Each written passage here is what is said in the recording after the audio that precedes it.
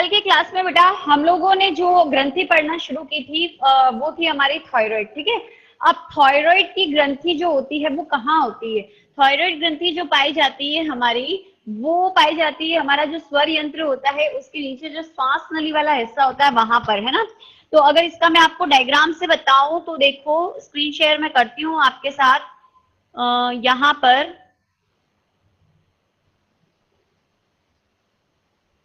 ये देखो,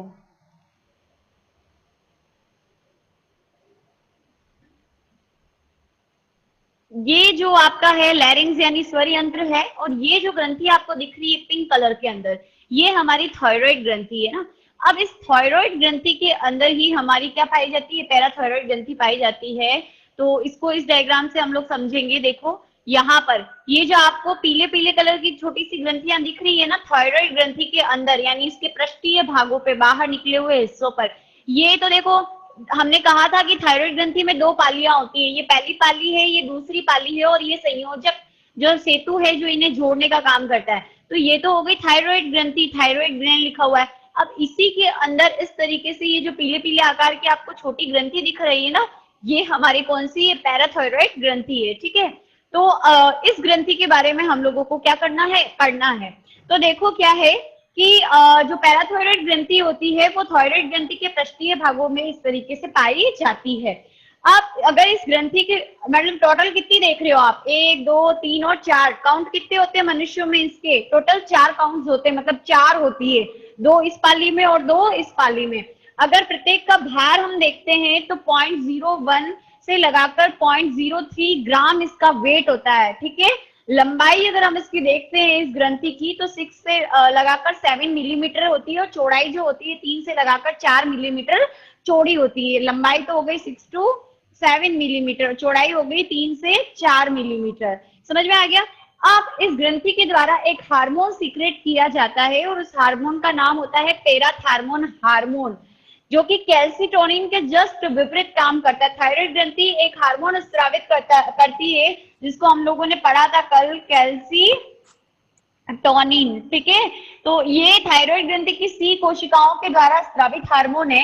इसके जस्ट अपोजिट काम करता है क्या? पैराथार्मोन हार्मोन, जो कौन सी ग्रंथि स्रावित करती है? हमारी पैराथायराइड ग्रंथि स्रावित करती है। अब पैराथार्मोन हार्मोन जो है उसे कॉलिप का हार्मोन भी कहा जाता है।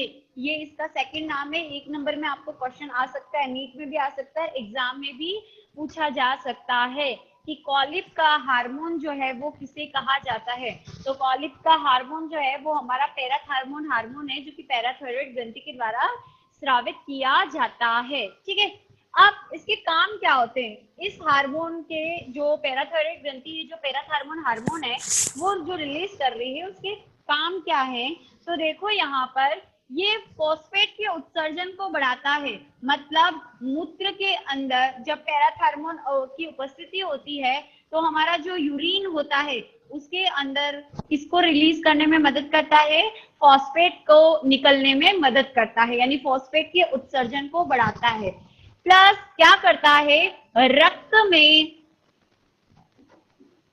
कैल्शियम के अवशोषण को बढ़ाता है, यानी कैल्शियम की मात्रा को बढ़ाता है। रक्त में कैल्शियम की मात्रा जो है उसको क्या कर रहा है? बढ़ा रहा है। रक्त में कैल्शियम की मात्रा को बढ़ाना इसका काम है। जबकि कैल्सिटोनिन क्या कर रहा था? रक्त में कैल्शियम की मात्रा को क्या कर रहा था? कम कर रहा था। लेकिन ये क्या करता है? रक्त में कैल्शियम की मात्रा को बढ़ाता है। कैसे बढ़ाता है? ये आंत के द्वारा और रक्त के द्वारा जो अवशोषण होता है उसके माध्यम से। जो भी हम भोजन करते हैं वो कहाँ जाता है? दूध पीते हो कहाँ जाता है? आंत के अंदर तो जाता ही है बेटा, है ना।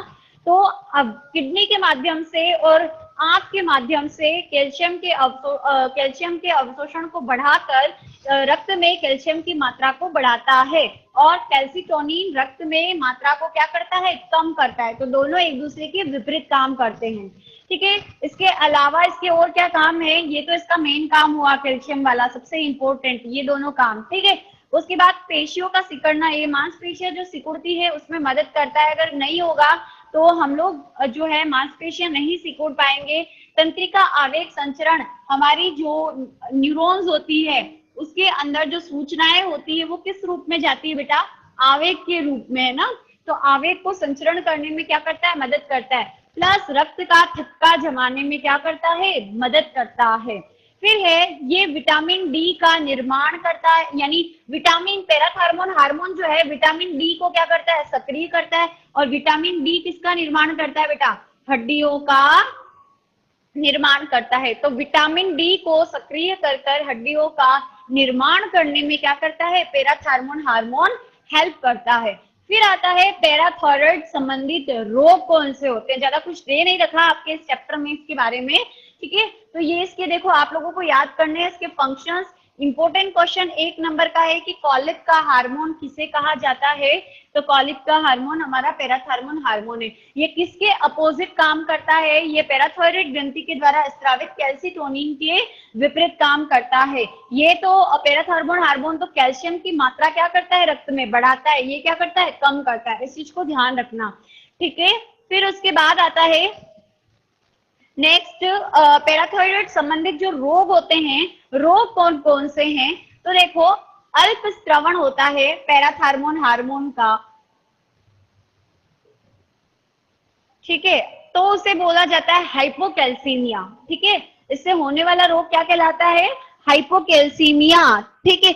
जब भी वर्ड आए हाइपो बायो के अंदर, यानी का इस हाइपो का मतलब होता है कमी, यानी अल्प स्त्रवण हो रहा है, और हाइपर, हाइपर यानी अधिक, ठीक है। ये दो वर्ड होते हैं बायो के अंदर, मींस फिक्स है। हाइपर यानी ज्यादा के लिए यूज करते हैं, हाइपो यानी कम के लिए यूज करते हैं। तो यहाँ पे अल्प स्त्रवण में देखना हाइपोकैल्सीमिया, ये जो होता है हाइपोकैल्सीमिया रोग वो होता है, क्या होगा, बाल्यावस्था के अंदर होता है, यानी जब छोटे बच्चे होते हैं उस समय अधिकतर देखने को मिलता है। इसमें क्या होती है, क्योंकि क्या होगा, पैराथार्मोन क्या करता है, रक्त में क्या करता है, कैल्शियम की मात्रा को क्या कर रहा है, बढ़ा रहा है ना, बढ़ाने का काम करता है। लेकिन जब पैराथार्मोन होगा ही नहीं, कम स्त्रवण होगा, तो कैल्शियम की कमी होगी कि अधिकता होगी, कमी होगी, ऑब्वियस सी बात है। क्यों, क्योंकि रक्त में कैल्शियम की मात्रा को बढ़ाने का काम पैराथार्मोन का है, और पैराथार्मोन है ही नहीं, तो कैल्शियम की कमी हो जाएगी और फॉस्फेट की अधिकता हो जाएगी। ये पैराथार्मोन हार्मोन क्या कर रहा है, फॉस्फेट को मूत्र से मूत्र के द्वारा बाहर निकालने में मदद कर रहा है। लेकिन उल्टा हो गया, कमी हो गई तो क्या हो गया, कैल्शियम की तो कमी हो गई और फॉस्फेट की क्या हो गई, अधिकता हो गई। इससे क्या होता है, हमारी जो मांसपेशियां होती हैं वो क्या हो जाती है, अधिक सक्रिय हो जाती है ना, मतलब पेशियां जो होती हैं वो अधिक ज्यादा सक्रिय हो जाती है, और यहाँ पर उनमें क्या होता है, जकड़न और ऐंठन शुरू होती है। कभी कभी आप बोलते हो देसी लैंग्वेज में बाएंटे आना कहते हैं हम लोग, है ना। तो वो इसी की वजह से आता है बेटा, क्योंकि शरीर के अंदर आपकी किसकी कमी हो जाती है, कैल्शियम की कमी, ठीक है। हो सकता है आपकी पैराथार्मोन हार्मोन तो रिलीज हो रहा, लेकिन आप पोषक तत्व नहीं ले रहे हो जिससे कैल्शियम मिलता हो, तो वैसे ही कैल्शियम हमारे कम हो जाएगा। बट जो हमें ऐंठन आती है रात को सोते समय अधिकतर, है ना, तो वो कैल्शियम की कमी की वजह से आते हैं। तो जिन जिन भी बच्चों को होता है, आपकी एज में होता है, कई बार बड़ों को भी होता है, लेकिन बच्चों की एज में ज्यादा होता है, एकदम यहाँ से रात के समय सोते समय अधिकतर हम लोगों की जो पेशियां होती है वो खिंच जाती है, तो वो कैल्शियम की कमी के कारण होता है। और ये कैल्शियम की कमी जो है वो पैराथार्मोन हार्मोन की कमी की वजह से होता है, ठीक है। तो जकड़न और ऐंठन हो जाता है, इसे क्या बोला जाता है, इसे हाइपोकैल्सेमिक टिटेनी रोग के नाम से भी जाना जाता है। 10th क्लास में हमने जब पैराथार्मोन हार्मोन के बारे में पढ़ा था, तो 1 नंबर का क्वेश्चन अगर आपको याद हो तो था, मैंने याद भी करवाया था आप लोगों को कि टिटेनी रोग किसकी वजह से होता है। तो टिटेनी रोग जो होता है वो पैराथार्मोन हार्मोन की कमी की वजह से होता है। इस रोग के अंदर जो मांसपेशियां होती है उसमें ऐंठन शुरू हो जाती है, बहुत ज्यादा खिंचाव उत्पन्न हो जाता है, क्योंकि कमी होती है कैल्शियम की, और मांसपेशियां जो है अधिक ज्यादा सक्रिय हो जाती है। समझ में आ गया। अब आता है अति स्त्रवण या हाइपरकैल्सीमिया, ठीक है। इसमें क्या होता है, यहाँ पे तो क्या था, पैराथार्मोन हार्मोन कम हो गया था, लेकिन यहाँ पर क्या हो रहा है, वो ज्यादा ही रिलीज हो रहा है, ठीक है। तो ऐसी कंडीशन में क्या होगा, अब अधिक रिलीज होगा, तो इस पैराथार्मोन हार्मोन का काम क्या है बेटा, पैराथार्मोन हार्मोन का काम है क्या करना, ये जो रक्त है कहीं से भी लाकर दे, इस रक्त में इसको क्या डालना है, कैल्शियम डालना है। ये काम है किसका, इस पैराथार्मोन हार्मोन का, ठीक है। अब क्या हो रहा है, जब ये ज्यादा हो गया, पैराथार्मोन ज्यादा हो गया, है ना, ये हार्मोन ज्यादा हो गया तो अब ये ज्यादा ज्यादा कैल्शियम रक्त में डालने की कोशिश करेगी, मात्रा ज्यादा बढ़ गई। अब ये बात सिंपल सी बात है, आपने कहीं कंस्ट्रक्शन वर्क चला रहे हैं, ठीक है, तो 2 मजदूर है तो वो काम क्या करेंगे, 2 के हिसाब से करेंगे, लेकिन उसी जगह आप क्या करो, मैम वीडियो बहुत ज्यादा अटक रहा है। चार जो बेटा नेटवर्क प्रॉब्लम होगी, आपको वीडियो मिल जाएगा वहां से समझ लेना, ठीक है, जहां अटक रहा है नेटवर्क की वजह से हो रहा है। तो देखो एग्जाम्पल मैं आपको दे रही थी कि कोई भी अगर कंस्ट्रक्शन वर्क होता है तो कंस्ट्रक्शन वर्क के टाइम क्या होता है, अगर 2 लेबर से आप काम करवाओगे, है ना, 2 मजदूर से काम करोगे तो वो क्या करेगा, एक ही दीवार को पूरा करेगा। लेकिन आप क्या करोगे, मजदूर का काम है दीवार को बनाना, लेकिन 4 लगाओगे तो क्या करेंगे, जल्दी जल्दी कंस्ट्रक्शन वर्क पूरा करेगा, ज्यादा मात्रा में काम होगा। तो सेम वही है कि अति स्त्रवण में पैराथॉर्मोन हार्मोन की क्या हो गई है, अधिकता हो गई है, तो अब रक्त के अंदर कैल्शियम की मात्रा और ज्यादा क्या होना शुरू होगी, बढ़ना शुरू होगी। बट भाई कैल्शियम आएगा कहाँ से, अब कैल्शियम आना कहाँ से रह रहा है, तो क्या होता है, हमारी हड्डियां किसकी बनी होती है बेटा, कैल्शियम की।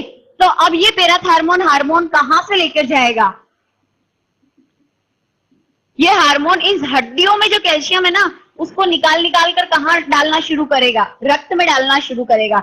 अब ये बेचारी हड्डियां क्या करेगी, हड्डियां तो क्या कैसी हो जाएगी, खोखली होना शुरू हो जाएगी, भंगुर होना शुरू हो जाएगी, है ना, कोमल हो जाएगी। कुछ व्यक्तियों का आप देखते हो थोड़ा सा झटका भी लगता है तो फटाक से फ्रैक्चर हो जाता है, तो वो इसी वजह से होता है कि इन व्यक्तियों में क्या होता है, हाँ, जो पैराथॉर्मोन हार्मोन होता है उसकी वजह से क्या होता है, अधिकता की वजह से अस्थियां जो है वो भंगुर हो जाती है और इस रोग को ऑस्टियोपोरोसिस रोग कहा जाता है।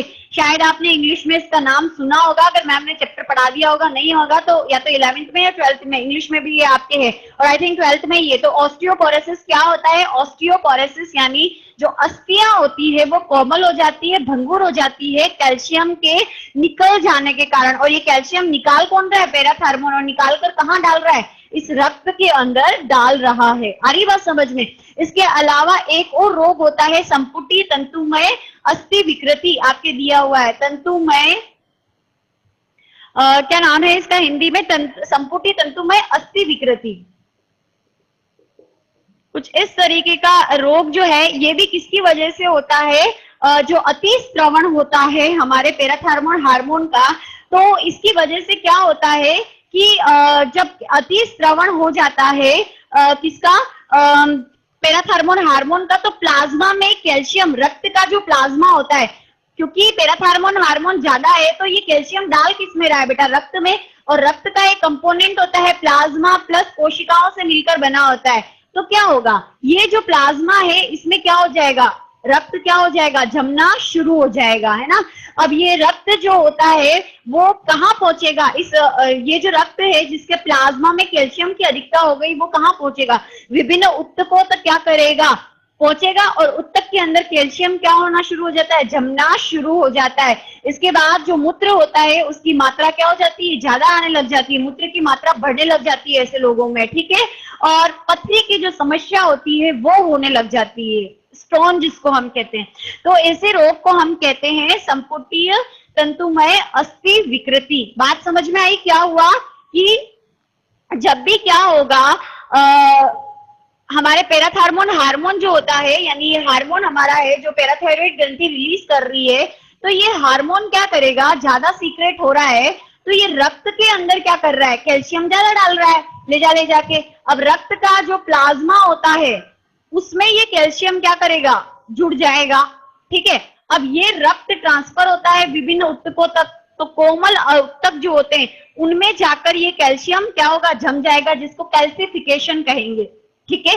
तो ऊतक में जाकर जमा, तो ऐसे जब ऊतकों में कैल्शियम जमना शुरू हो जाता है तो ऐसे व्यक्तियों को बार बार यूरिन आना शुरू हो जाता है और स्टोन बनना क्या हो जाते हैं, शुरू हो जाते हैं। जैसे अधिकतर जो होता है वो होता है किडनी के अंदर स्टोन बनता है, और जो यूरेथ्रा होती है यानी मूत्र वाहिनियां होती हैं उनके अंदर स्टोन्स की प्रॉब्लम होती है। इसके अलावा हमारा जो कोमल अंग है जो पित्ताशय है ना, जिसमें पित्त का क्या होता है, स्टोर होता है, वो वहां पर भी क्या होगा, अधिकतर क्या होता है, जो स्टोन का प्रॉब्लम होता है, और इस रोग को हम कहेंगे संपुटी तंतुमय अस्थि विकृति। समझ में आ गया? तो यहाँ पर ये आपके पैराथायराइड ग्रंथि जो है वो कंप्लीट होती है। आई होप सो कि आपको समझ में आया होगा।